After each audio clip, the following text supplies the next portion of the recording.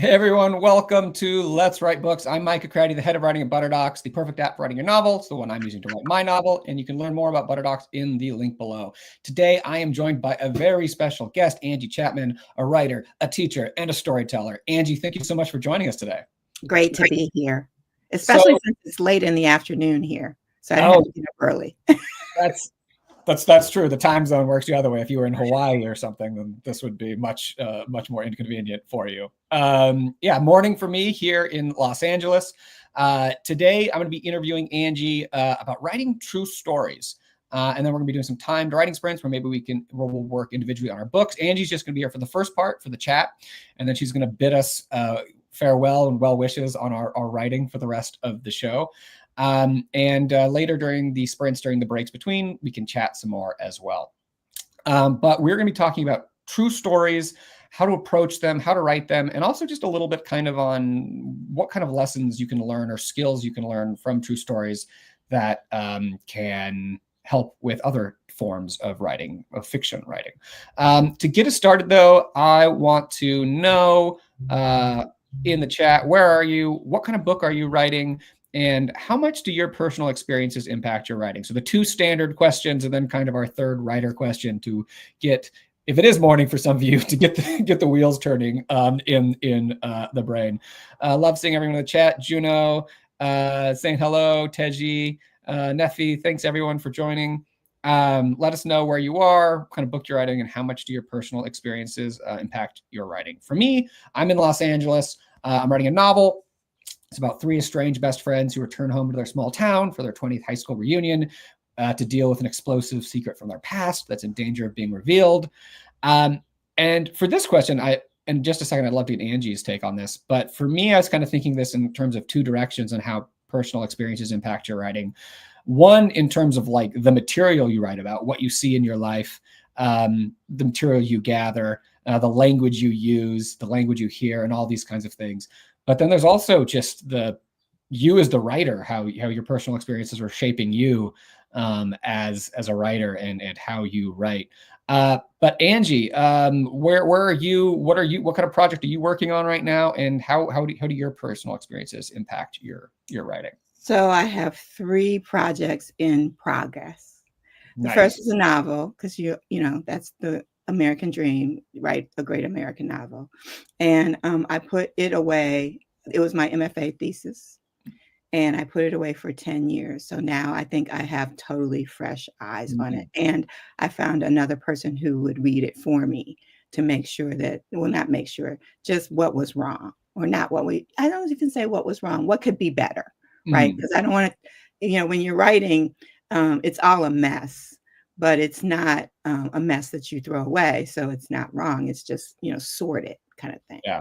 And then my other project is really cool because I was on The Moth, and I told the story of grief because my mother had Alzheimer's. That's how she passed away from complications due to that. And that piece made it to the, I don't know how many people know how The Moth works, but that made it to Instagram and to the radio. So because I'm on socials, right, one day I had like, I don't know, 200-300 posts, people saying about how much they love the story. And one of them, I scrolled, but one of them said, hey, it's too bad you didn't say more about your great grandmother, because that's how the story opens. And I'm like, but that wasn't what the story was about. And it's like, well, that's what she latched on to.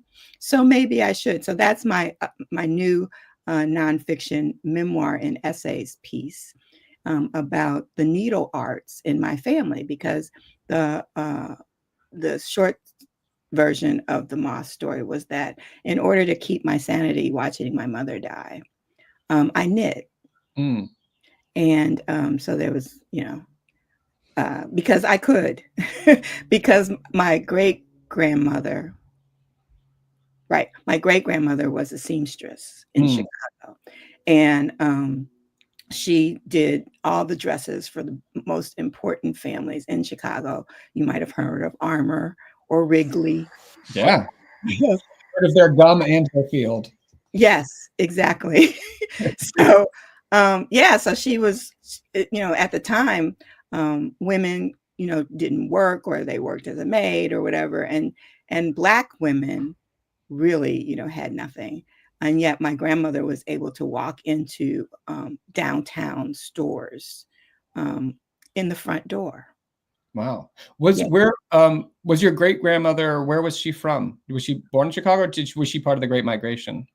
No, she was she was not part of the Great Migration, because actually, then you start doing this research stuff, and she actually went to college. Oh, cool. Yeah, so that tells me that she was biracial, which was not a word then. Right. But obviously her mother was a slave, and was likely, right? Because how can you? She was 15 according to the documents, so you can't really call that not rape, right? Yeah. But whatever it was, the master sent her to school, and she met this widower and his two sons, and then they drove to Chicago. So this was not part of the Great Migration. It was just, Yeah. better opportunities, because it was so long ago. Yeah. The next generation is the one that really did the Great Migration. I earlier this year read The Warmth of Other Suns. Yes.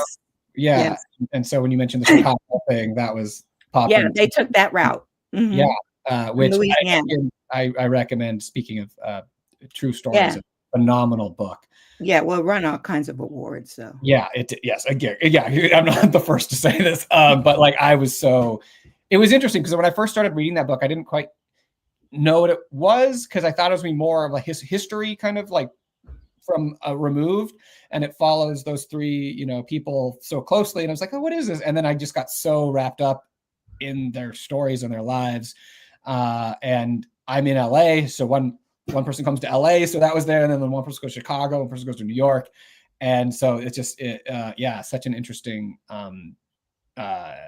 anyways, one of my favorite books I've read in the past few years. Wow. So I mean, that kind of leads pretty obviously. And I leave my third one is a collection of short stories. Oh wow. And Fiction. I'm so excited because they say that to get a collection of short stories published, you need to have 3 already published. So I finally got my second hit. Ooh. And that's out now in Iron Horse Literary Magazine. That's fantastic. Yeah, so I'm so close to something. Gotta get that, and you gotta get that third one. I gotta get that third. Yeah. And so then that kind of leads to the question. Then it seems pretty obvious. Like, how much do your personal experiences impact your writing? This feels like this is incredibly impactful on your writing. Well, I think anybody who says that this isn't, that you're not writing about yourself is lying. Yeah. Any art form, you have to be there, because how else can you experience the feelings that need to go on the page, right? Yeah. If you're not, then the voice is off and it sounds stilted. It has to be part of your experience. So yeah, I don't know if it's not all of my experience, but it's definitely my point of view, and it's my point of view in the women in my short stories too. I just literally saw a quote an hour ago. I don't know if I can find it really quick, but it's basically saying, like, I think it was a Brian Eno quote, but it's basically that art is a way to explore feeling without creating inescapable consequences. Yeah. Which I just thought like blew my mind. Like literally I saw this 30 minutes ago and I was like, that is so much of what it is. It's a space for us to be able to explore these feelings without like blowing up our lives, completely over and over again. Well, without driving ourselves even crazier. Sure. Yeah. There's enough of that. Yeah. Yes. If we put it somewhere else, then it doesn't bother us as much. Yeah. Beth was saying that Anne Hood wrote 2 books of Knitting Fire called. Yeah, I have them. You have them. Yes. Right here on the shelf. I wanted to show it on the screen, but it's probably buried in other stuff, but I know where the knitting things are. So yes. Yeah. Oh man. We also have several people here. Juno's working on memoir. So people are working with true stories as well, which is pretty cool. So I wanted to ask, we're talking about writing true stories. And I think when people start with this, it's sometimes hard to know, maybe if you're not used to digging into your own life or telling your own stories, whether your story is worth writing about in some sense. Like, is it worth it? Is it big enough? Is it interesting enough to other people? And I'm curious, how should writers approach that question of like whether I don't know, their truth story is really even worth writing about? So you know, that's the thing about writer. Well, no, that's the thing about when I get on these talks, mm, because you're conflating mm, writing, which is a individual act, yeah. with sharing. Mm, You know, with publishing, right? So you don't have to show it to anybody, but it will make you feel better just to put it down. Just like, you mm, know, you go into, just like painting or playing the guitar, right? Just mm, because you're playing the guitar on your front porch right. doesn't mean that it's not making you feel good and you're not successful. I mean, just do the art. And that's the my thing too, is that if I hadn't done the art, I would be so no writing, no. This is the story. I haven't told it yet on stage, but my husband gave me permission Mm, because it's a good story. And the story is that we were having a little heated discussion that married couples do when the other one is an idiot. And so he stopped me because I even got to the finger wave, and he stopped me and gently said, have you written anything yesterday today? And I said, that's just like you. What has this got to do with my writing? You're going off topic. How about you just answer my question, that kind of stuff. And again, he said, you're happier when you're writing. mm, Why don't you go write something and we'll talk some more? So I teared up because like not only did he say it, no, not only did he notice it, he said it, right? So I write. That's why it's like when anybody says, "Well, what are you working on or what are you publishing?" I'm writing for me. mm, It's a way to purge. yeah. It's a way to make sense of stuff in my family and the traumas that we underwent historically. And I'm also writing so that I can tell my children, this is why I'm crazy. Because In your that, children always think you're crazy, right? yeah, so that's interesting because in that there's always the audience, that other, sometimes when you're trying to publish in there. And so when you're talking about this writing as a personal experience, is there a moment where there's a shift where there's like, this is just for me to like, now I'm thinking about publishing, sharing an audience, and where does that happen, and kind of how does that that Well, shift? it happens if you start to work. I got an MFA, right? So I invested in that. Yeah. And so that's definitely, I got to make a return on that investment. Number two, even though I just wanted more, so I wish that I could, I'm a perpetual student, I just wish I had the money to just stay in school forever, because there's always so much to learn. Then the other part is when you actually make an effort to have somebody read it. And I don't mean publishing. I just mean somebody else read it, because that's when you start sharing your pain, right? And Yeah. so on the one hand, let's say I've cleansed myself and everything, but it's like another thing to show it to somebody. But you have to get over that. Just like it's one thing I tell these stories because I've been on stage, and we have a question in here. It's like, this woman wanted to do the moth too, and she was like, "Oh, I was so nervous. What do you do nervous?" Well, my secret is first of all, I never do it by myself. There's somebody in the audience that I know already. We go as buddies, right? And put our names in the hat, and whichever one gets up and whatever. And Mm. then more importantly, though, I don't wear my glasses or contacts when I'm doing the moth so that I can't see just a anybody. just a blur, It's just just dark. yeah. It's just dark with, a camera, and I'm just talking to the camera. So Mm. that's the way, because yes, it is nerve-wracking to bare your soul. Yeah. But, for a person, let as opposed to on a page or Sure. a screen or something like that. So Yeah. that's how I make that work. There's a question here kind of from Juno. Angie, I watched your moth story. It made me tear up. As a memorist, I struggle with knowing how much to share. How do you balance desire to be known with the need for emotional safety? That feels like a tricky thing when you're dealing with your own pain and things in your life. How do you deal with that balance? So that's the other thing that, because the friend who I go with, she made me. Mm. I didn't want to do this, right? And I shouldn't say I didn't want, but I wouldn't have without the push. Let me say Mm. it that way, because it's Yeah. like, what do I want to? Yeah, well, why do I want to bare my soul in front of a bunch of strangers? Yeah. And what happened was is that you, it's not. There's always someone who's been there before you. Mm. And so it's not that you're unsafe. It's that you found safety in numbers. Mm. Because that's why 1,000 people, did my Instagram.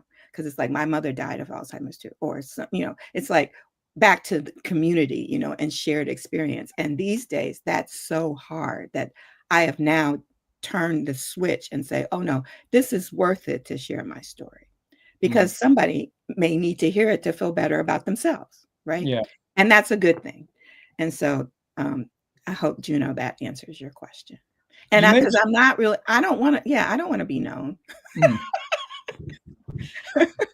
What's interesting because you said the phrase "bare my soul" in there, and how bare? Like, is there, because there has to be like there. I imagine, maybe I'm wrong. There are things you're holding back just for yourself, or for those closest to you, or is it just a complete, No, you know, complete naked just out there, completely out there. sharing it all? Yeah. Do you Because feel like that's not the whole truth, Mm.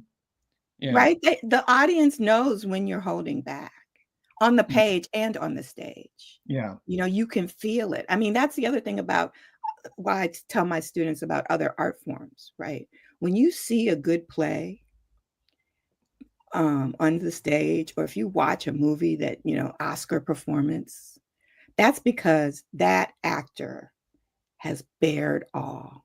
Mm-hmm. Sure, it's another character, but they're in there. And when you say, "Oh, it's flat, I don't want to watch it," it's not because necessarily, because it's so many pieces to movies and plays.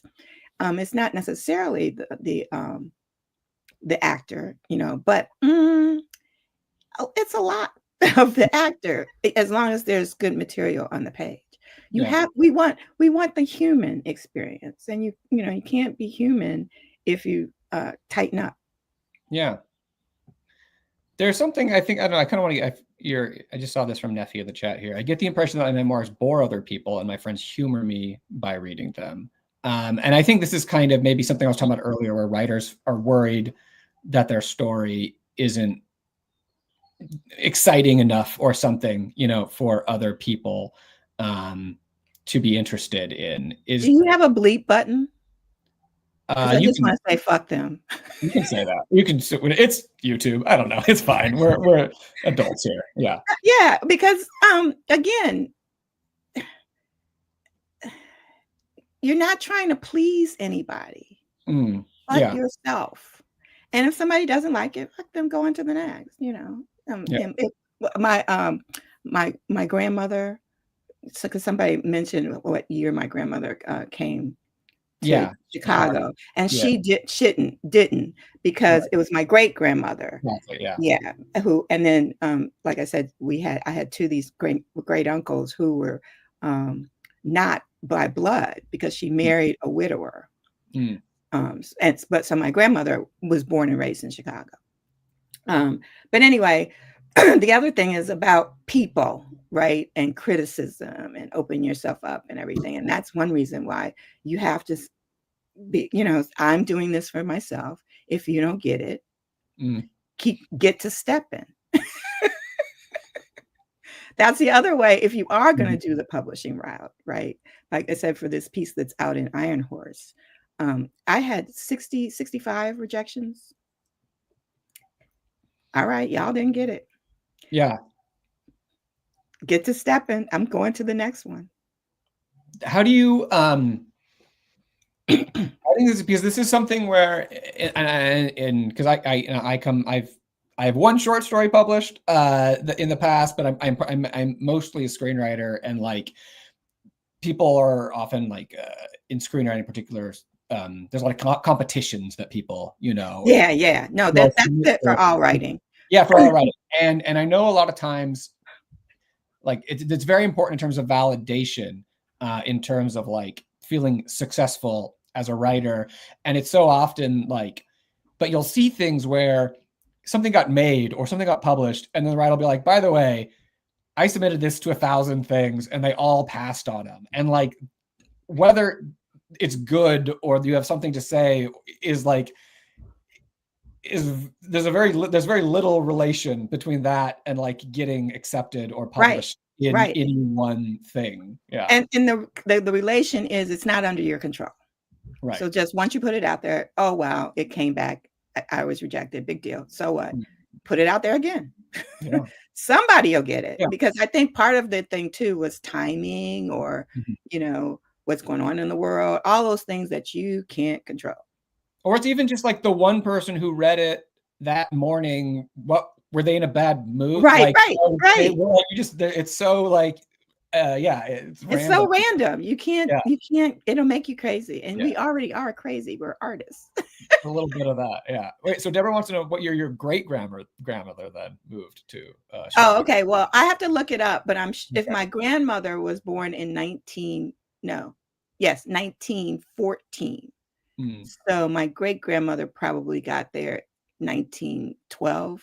Interesting. Yeah. Right. But I could find that because there is papers on them. Yeah, I think that was the very start of the Great Migration. That's the very start of the migration. Well, I didn't think it was like that in the book. I think it's like 1911 because World War I was kind of one of the first. Yes. Okay, that's cool. Because there were like job opportunities and stuff. Right. Yeah. I could just talk about that book for an hour. So here's a quick, but okay, so you've started, let's say there's something you want to tell about and you're writing it for yourself. Maybe you've decided to publish it, but how do you go from these sort of purging yourself, I just need to talk about this, to a story? How do you how do you go from an experience, which doesn't necessarily follow any narrative forms? Life is very messy and goes all over the place. How do you go from experience to a story in terms of like the craft sense? How do you start thinking about how you're going to turn this experience into a story that could be published or shared with others? So the first thing is I know what the craft is, right? So that I can, so my undergraduate degree is in electrical engineering. Oh. So what I do is I parse it like you would a problem set for math.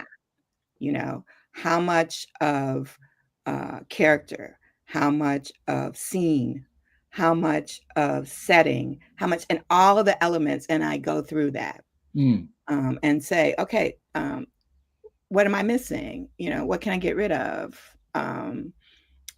Does it make sense? Right? Because sometimes, you're writing and I can't sit for all day in a garret. I have a life and a job.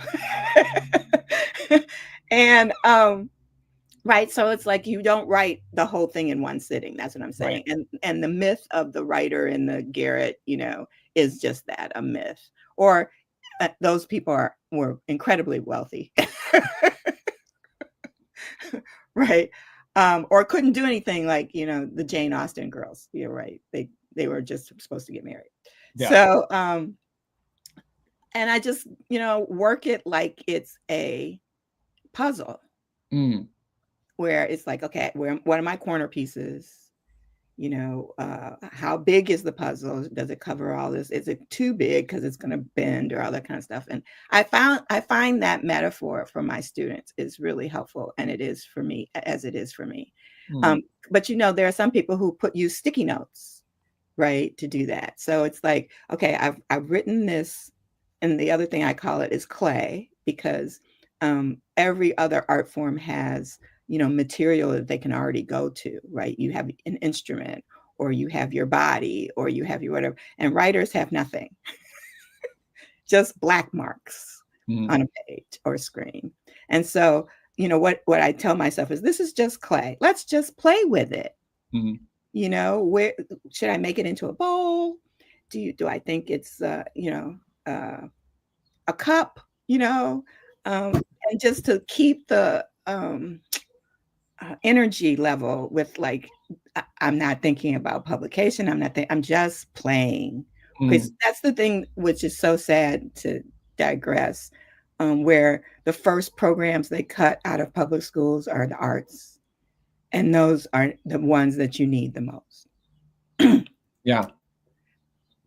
No, it's interesting because I mean, that's another whole hour discussion, because it's like it's like I remember very little of the things I learned in elementary school, but like, yeah, the idea of play, of concentration, of just being able to sit with a thing, like those are sort of the things that are more important. But in terms of like in this process, are you thinking at some point as it develops structurally, are you thinking of like rising action, or this is going to come to a climax, or are you thinking in some of those terms that maybe people would think of for like a fiction, for a novel or a script or anything like that? Or is it more of a free form, the story sort of reveals itself as you Yeah, they call it planners or pantsers. yeah, I'm a pantser. plotters and pantsers, I think it is. Yeah. Yeah, okay, plotters and pantsers. I'm a pantser. So Okay. I don't know what I'm looking for. I don't know what I'm doing. Yeah. Sometimes, most of my stuff actually comes in like weird instances while you're, driving or whatever, or think, hear something on the radio or whatever. Or what's the other one? In dreams. Mm. I am definitely one of those people who have dreams and keep a notebook on my nightstand, because I uh, I I truly believe, this is my crazy, that I'm willing to share with everybody, is that the ancestors speak to me, and so my job is to thank them and then write it down. How are you thinking of character in this process? Because one of the unique things about uh, true stories is you are a character in it. So where do you see your role, I guess, as a character in this story, and how do you think of the other people who appear in the story? And are you thinking them in terms of the way where you'd have a character in a fictional story, or is it just kind of a completely separate approach? That's a good question, because I never knew my great grandmother, Hmm. right? So my, you know, the other generations were part of the mind your own business. Children are seen, not heard, Mm. right? Uh, so, and they would never, so none of this is true. Like, here's the document, other than birthdays and everything, because the other part is we were Black. So we didn't count in all those other stuff. So fortunately, I have an 87-year-old aunt. So she's deteriorating. I mean, she's 87. And so she's willing to share some of the stories, but even she, I can tell she's holding back. And then Yeah. the other part is, on my grandfather's side, his sister wrote a book and had it self-published. And everybody teased her and everything, which is like, ugh, now I look at it and it's like, what horrible feedback. Not horrible feedback. It it it's really like the community backlash. That's what it is. Because you're not supposed to tell, right? You're not supposed to. And here she did. So I have that too. And she put that in secret too, because it's poems. So I Mm. have to, and then I have cousins still down south, and I keep trying to figure out a way to get down there. But we share information that way and stuff like that, because they want to know too, because if you,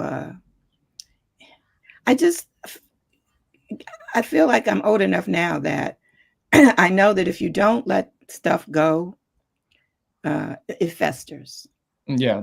So let's just get it out. Yeah. So like you said, you'd mentioned like your great grandmother, you'd never met her. So like when you're giving her voice, are you um I guess how much of that is sort of just your imagination, or are you pulling sort of threads from other things in your family or your life to sort of weave into this character, this person in your story? Yes.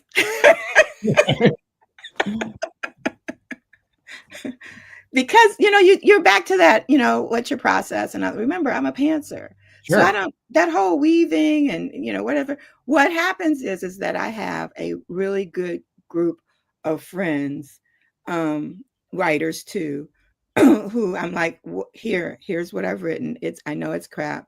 What do I need to do better? Mm, And one, which is really cool, because originally it was just people who look like me, but now we actually have a diverse group. And this one woman, who white, grew up in the South, so she has a totally different lens about the Great Migration, right? Because I could read that, and she's like, well, what, you're not answering this and you're not answering this, and I'm curious about this and all this kind of stuff. So that's one of the ways to get more on the page. And we talk about editors, back to publication, but your editors are your fellow writers. mm. I'm sure, Micah, that you show your stuff to people before you're like, oh, let me hand it to some, I agent. Yeah, my first reader is my wife, and she actually yesterday we were going over a script of mine that I wrote, and she was giving me notes, and I give her notes on her work as well. And I have lots of friends who are writers who I will get feedback on, and it's such an important process. And it's interesting though, because in terms of growth, also as a writer, one thing that I recommend is obviously getting notes on your own work is helpful, but I find giving other people notes is actually a fantastic way to grow, because you can see things in their work that you can't see in Oh, your for own work, sure. because you're so close to your own thing and you know what you mean. But like when you're reading someone else's work, you suddenly the craft or the elements of it you can break apart more easily and kind of see how they're all fitting together. Yeah, I'll take that one step further, where there are so many literary magazines that need volunteers to read. Oh, interesting. And so the other thing that you learn when you do that, because I've done that for a while, is one, how other people have so much gumption to send such shit. It's They sort of they must you not have over they don't have your any of those insecurities or not. It's yeah, like, "This is fabulous, take it." And it's like, "But you didn't even spell check it." yeah. Right? And that's the other thing when it comes to when you do start submitting. It's like follow the instructions. You see now, having done it, it's like, Mm, why didn't you follow the instructions? I'm just going to delete this because there's 20 stories in my queue and I have to get dinner on. And I'm volunteering, right? So that's another part. So no, they're all, so usually, most of the lit mags are at universities. yeah, But given what's happening in the outside world right now, universities are being clamped for money and yeah, starved and everything like that. So students, don't have it. So an outside person, it's such a good experience. Because the yeah, other part is that I know that my stuff is better. You can compare yourself, yeah. and you're That's like, well, at awesome. least I didn't do that. I think that's such a great advice to be like, just to see the other people who don't have those insecurities. What you said, that like that is fantastic to know. But I feel like you sort of imagine I guess the competition, which is weird to think of it that way. But if there's limited space, I guess there is competition. But like you sort of imagine them as everything being brilliant, but to see how bad a lot of other writing is And there. that they sent it. But it's not Yes. that there's bad writing, because I teach, but they Yes. sent it, Yeah. without it, uh, finding, what is the word? Oh, not following directions. Yeah. And sometimes I'm like, well, I'll look at it. And it's like, not when I have 20 more to go, Yes. read the Yeah. instructions. Instructions. Different question here. Do you find yourself getting overwhelmed by research? If so, how do you handle it? You mentioned you were doing a lot of stuff, talking with relatives and stuff, but I imagine there's also archival research and just different sorts of things. How do you keep from getting overwhelmed by? Oh, no. So I'm a geek, right? Engineer. Yeah. So No, no, I never get tired of research. In fact, the hard part is that I research so much that I'm not writing, right? Because that's another avoidance mechanism. Yeah. Let me just go as deep as I possibly can, to figure out what the clothes they wore. Right. Did they really get, especially since I'm weaving not just my own family, but women, and most, one of the things that I've been vibing on is the shirtwaist fire and all those women who died, The because they were launching the triangle shirtwaist fire. Yes. No. Yeah. So, Yeah. So you're a teacher as well. I guess maybe one way to approach this also just be to ask, when you're teaching students who are working on memoir or personal essay or true stories, what are your how do you tell people to start, or what's your approach to that you would tell your students? well, my students get a prompt. Mm. Right. So, because they're not going to just write anything. It's like people okay. It's not people who are have a story they want to tell about a specific thing. Oh, and so for those people,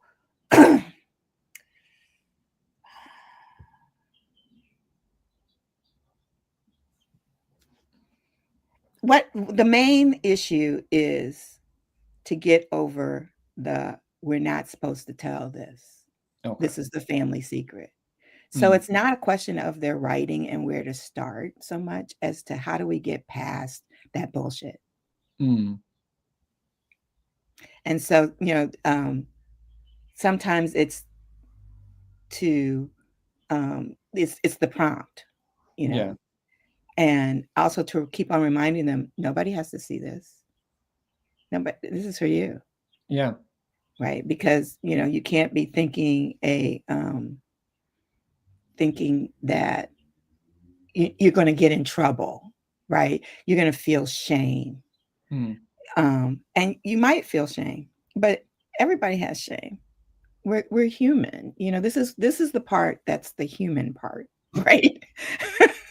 And this is the part that we really need to remember.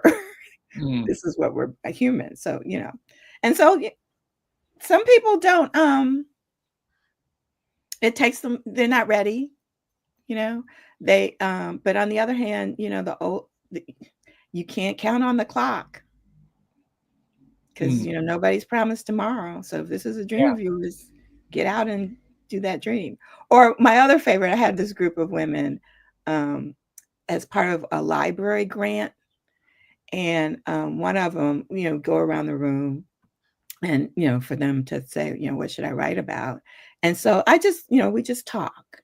Right. And I'm like, oh, that would make a good story because I'm asking these questions and, I don't know. Why don't you write about that? Right. So this woman says, I really don't have anything. Now she's in her 80s. And I said, well, what did you do? Did you have children, family? And she's like, no, I made dolls. I'm like, you made dolls? Yes, and doll houses. And one, this is the punchline. One, Mrs. Carter put it under the Christmas tree. I said, Mrs. Carter? It's at the White House? And you say you didn't do anything? Please write this down. I wanted to shake her too. I'm like, how could you not think? Man, everybody has a freaking story. Everybody.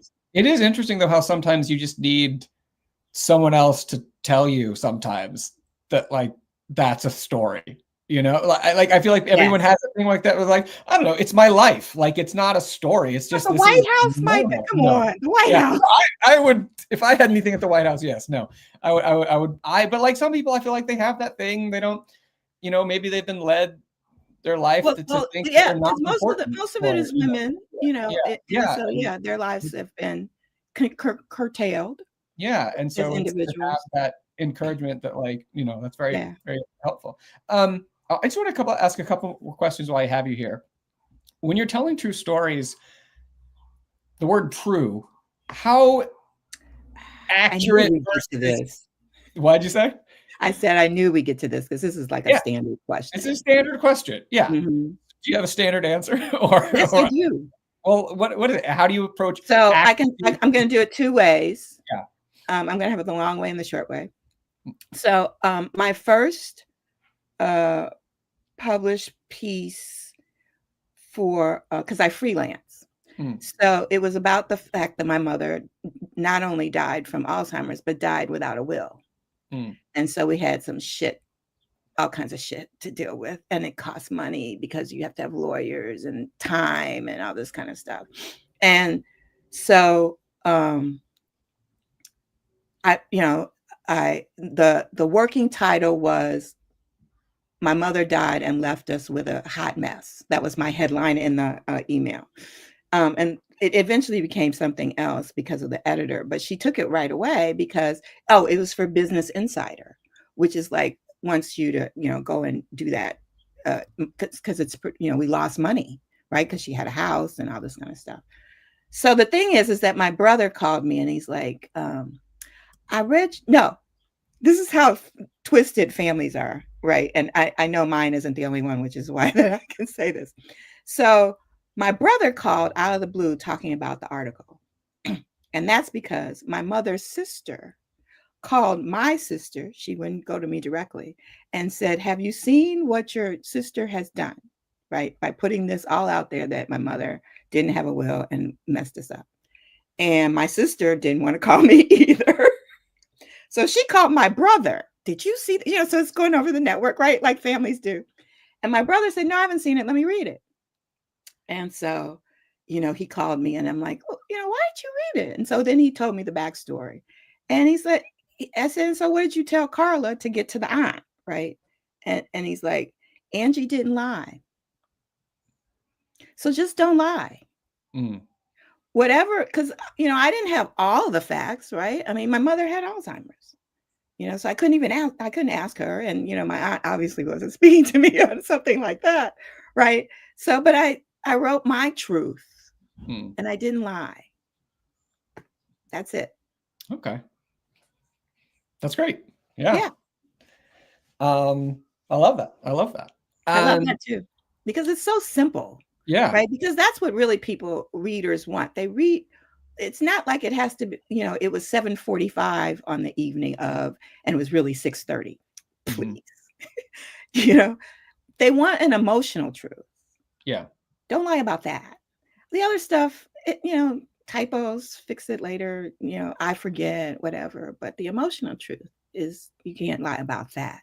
And Mm, that's what readers really want, in terms of when you hold back stuff, mm, they really know when that's happening. And they mm. put the book down. Yeah. That's awesome. One last question, Angie. Some of people here are writing memoir, but a lot of people are writing novels. Are there lessons from writing true stories, or skills or techniques or anything kind of that comes from writing true stories that you think applies to writing novels that novelists could, Oh, um, everything. everything? Everything. Because just think about it. It was industry that set up these categories Mm, of novels and memoirs so that they knew where to put them on the shelf mm, so that people could buy them. So for me, it's just all storytelling. Am I telling a story that really happened, or am I telling a story that I made up? That's the difference. But I'm just telling you a story because even with the novel, there are messages.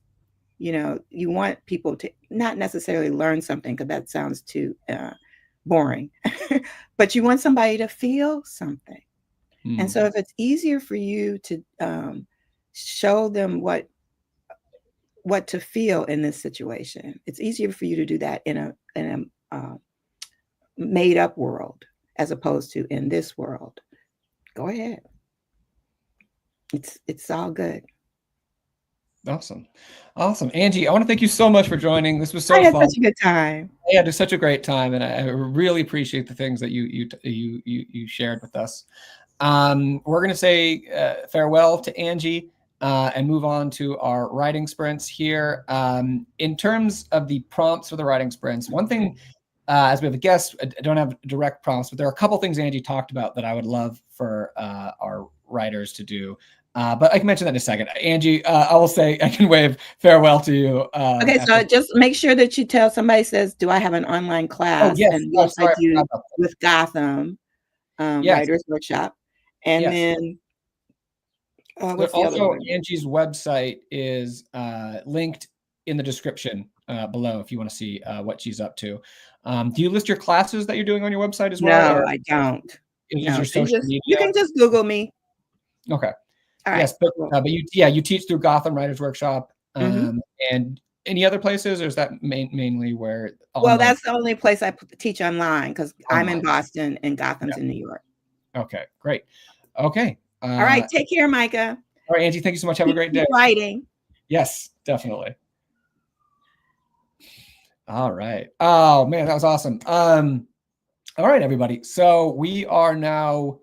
I hope you're feeling like excited and motivated to write, because that's what we're gonna do. We're gonna do probably 2 writing sprints. That was we talked for a while with Angie because I didn't want to cut it off because I loved what she was sharing.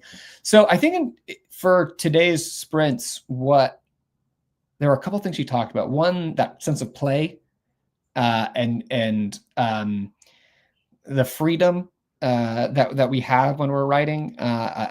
Maybe keep that spirit in this writing sprint, and then also just that idea of just sort of like just going for it, like burying it all, like not holding back or feeling a fear in the thing that you're writing. I think that can be great motivation for us or great guidelines for us in our writing sprints today. So we're going to move into a writing sprint here, 25-minute writing sprint.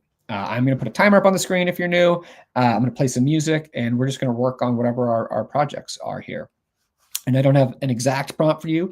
Just work on whatever your current project is. But I think, yeah, keep in mind that sense of play, and also just kind of that sense of fearlessness in terms of not holding back your writing. So we'll do that. We'll come back. We'll take a little break. I'm going to give an update on the baby hummingbirds that, by the way, I forgot to mention, that have been nesting in our backyard. Some video to share with you guys, which is pretty cool. And then we'll do another sprint. And then I think that'll be it for us today. But thank you all so much for being here. If you're new, by the way, you're welcome back. But I think we should do some writing. Like, just take that energy and excitement and move in. So I'm going to play some music. We are going to do a 25-minute writing sprint, and then we'll check in at the end. So here we go.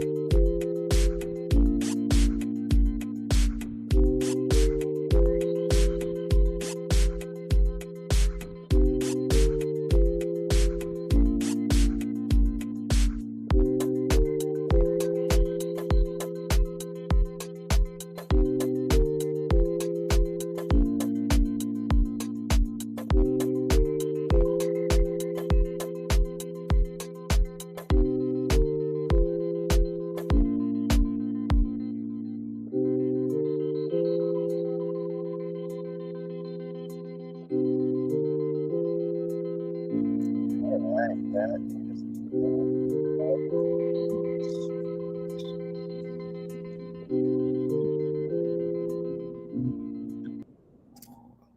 right, everybody. That was the end of our writing sprint. Welcome if you joined during that sprint. This is Let's Write Books, a show dedicated to supporting you as you write your novel or your book or other creative writing project, brought to you by Butterdocs, the app I'm using to write my novel. And you can check it out in the description below. How'd that sprint go for you guys? Are the muses with us today? Were you feeling inspired after what Angie was hearing? We had a guest earlier if you joined. And if you just joined, was there anything particular that Angie said that stuck with you or maybe guided your writing or led you to something in your writing? Let me know. Get in the chat and let me know. I would love to hear how it's going for you guys. For me, it was pretty cool. It went well. I've been having, my novel's been shifting a lot recently. And I've kind of been trying to be more open to that as I've realized that the focus of it was a little wrong. Some of the characters I was focusing on, a character I thought was a minor character is actually the main character. And during that sprint, I've been kind of trying to think of like a new opening for the novel that sort of centers this new POV, this new character, because the other opening was about kind of another character who's now who's more of a supporting character. And I think I kind of landed on how to do it in a way that is very exciting to me. So yeah, it was a really good sprint for me. So I would love, love to hear in the chat about how it went, what you were working on in there, if the writing's going well, if there's anything again that Angie said that stood out to you. You could also, I just love to know, even if it doesn't have to do with your writing in specifically, but if there's anything that Angie said in her interview that stuck with you. Or that you think is going to stay with you moving forward as you are writing. So get in the chat, let me know. In the meantime, just a little update. So if you've been following along, if you've been joining us on Let's Write Books, you know that there has been a hummingbird nest in my backyard. This hummingbird built this beautiful nest, had 2 eggs in it, and 2 chicks. This is from the past. This is an old photo, but had these 2 chicks in there that were in this beautiful, tiny little nest. And a update on that, the birds, they grew up and they've flown away, and I think they both lived, which we were worried about. So here is one of the babies now, who's like grown up, perched on the nest. And the other one I think had already flown away by this point, but this is the second one. And now this one has also moved away, which was pretty cool. We were actually kind of scared as we were doing this, because one of my wife's coworkers said that sometimes, because that nest is tiny and those birds, like they both didn't fit really in there, like kind of one that was perched on it at the side. And this coworker said that sometimes like baby hummingbirds get pushed out of the nest, like the smaller one gets pushed out. And so I have this little thing you can kind of see in this photo that's like a stool on top of a chair with a box with pine needles, and it's directly under the nest. And it was so that like if one of the birds got pushed out, it could land in this pine needle nest thing. But thankfully, I don't think it was needed. And so, yeah, there we go. So let's get another little view of this cute little hummingbird. And they're like buzzing around now, and yeah, so more hummingbirds in the world. So yeah, a happy result there for the hummingbirds. In terms of writing, James was saying, I think you say true to the moment, how you process the time versus now. Okay, that was something that Angie was talking about that stuck with you. That's really cool. Deborah was reading through an old draft in that sprint. Kayla said she reiterated to me that my writing is for me to speak my truth, which is coming out in the different events my characters are experiencing in my story. That's cool. I really like that. Yeah, I think it's so easy because it's like, you want to be a published writer, or you want to have a book out in the world, you want to be maybe making your living off writing. I mean, there's all these things we have wrapped up in there. And so it can be so easy to become externally focused in our writing. And so I think that was a great reminder that like our writing is primarily for us, to express what we need to express, to process what we need to process, to tell the stories that we need to tell. So that's cool, Kayla. I'm glad that that stuck with you. Cash's script is going through the transformations of my novel, shifting its POV, finding new characters to focus on, maybe finding the real character. Yeah, some hummingbird love here. Yes, very cute. Hummingbird dad. Honestly, it did feel like we were the parents. We were so emotionally invested in these little hummingbird babies that I was just like, if like one of them doesn't make it or something, I'm going to be like devastated. So I'm very happy that there was a happy outcome. And Deborah loved hearing about a great grandmother. Yeah, that was so cool. I love that story. And we were talking about that book. If you guys haven't read it, The Warmth of Other Suns, which is about the Great Migration, which sounded like her great grandmother was part of, which was, and the Great Migration, if you're unfamiliar with that term, is the basically migration of America's Black population from the South to in kind of the starting around 1911, World War I, to different parts of the country, a lot to the Midwest, to Chicago and Minneapolis, but also like in the kind of Rust Belt manufacturing states, but also the Eastern U.S., New York, and to like Los Angeles and Oakland, and different regions. And it was a really fascinating, awesome book that I highly recommend. Yeah, back to the hummingbird. Somehow I expected it to take longer for hummingbirds to grow up. Yeah, it was like 3 weeks or something, and they were out, which I guess like they're pretty small. And I think it's also like, because they're so small, they need to develop fast, right? Because they're vulnerable to, man, I'm sorry, we're like all over the place here, but I love it. Love talking about the hummingbirds. Like they have to grow up fast, right? Because they're tiny and it's a scary world. And so if they're going to survive, like you can't be a little baby hummingbird for long. You got to like get out there in the world.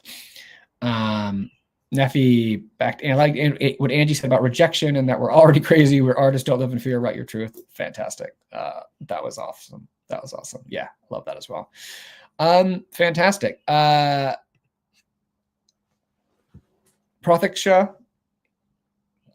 Yeah, is that right? I hope that's right. Pratiksha or Pratiksha. I'm gonna say Pratiksha. I'm gonna go with that.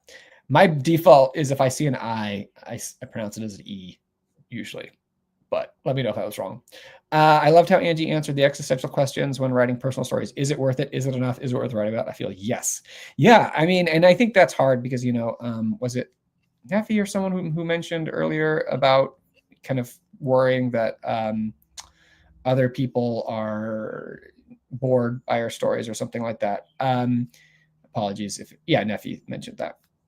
You know, that like that's kind of the focus where it's like it's about you. Is it worth it for you? Is it worth writing about? If it's your story, then yes. So I love that. Cool. All right. Well, I think we're gonna do one more writing sprint, and because we were talking a lot with Angie, we're gonna do a shorter writing sprint for this one. I think we'll do instead of a 25-minute writing sprint, we'll do a 20-minute writing sprint. Have heard it both ways, but which way do you want it to be? Because it's your name, so however you want it, that's how I will say it. Yeah, so we're gonna do a final sprint here. So yeah, so maybe just continue on the same things. There's this energy, remember, of telling your story, of telling it for yourself, and what is the story that you want to tell, and not necessarily being worried about its response from others.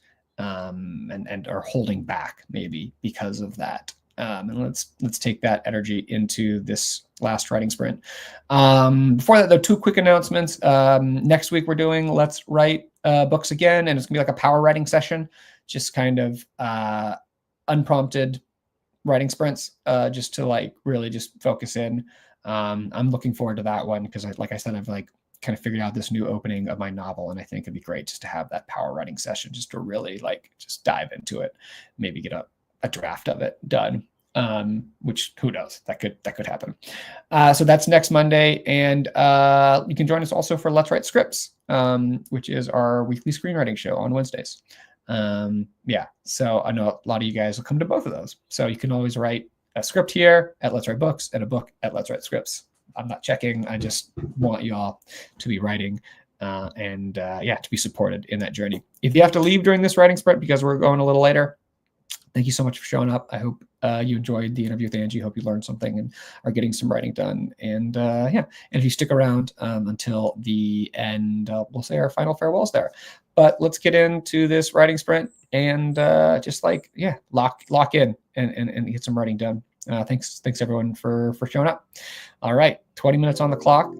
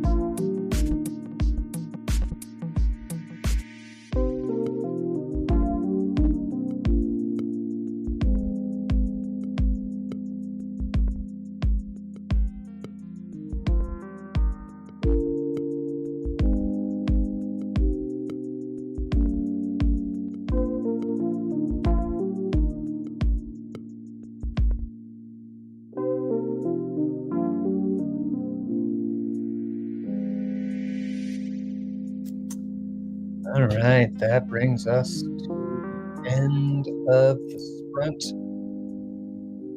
and the end of Let's Write Books for Monday, May 26th. I want to thank you so much, everyone, for joining us today on this Memorial Day. I hope you enjoyed the interview with Angie Chatman earlier. If you joined late and you missed that interview, this video, just come back to this video because it's on YouTube, it's live, so you can watch this at any time you want. And you can watch that interview.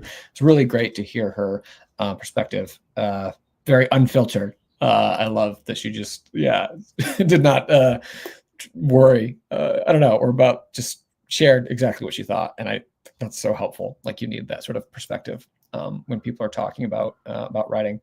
You can join on Wednesday for Let's Write Scripts. You can join next week for Let's Write Books, and you can RSVP in the links below. And it's Monday. It's the start of the week. I hope this is just the start of your writing practice. I hope you have more time in your life built in to work on your writing. Angie shared that story about how she had a fight with her husband, and he just asked, have you written today? Just because he could tell that she was kind of in a bad mood because she hadn't written, and that she was happier when she wrote. And I feel that too. I think a lot of us feel that like we need this. So please try to build other writing into your schedule, and take care of yourselves. And I will see you all soon. All right. See you all soon. All right. Bye, guys.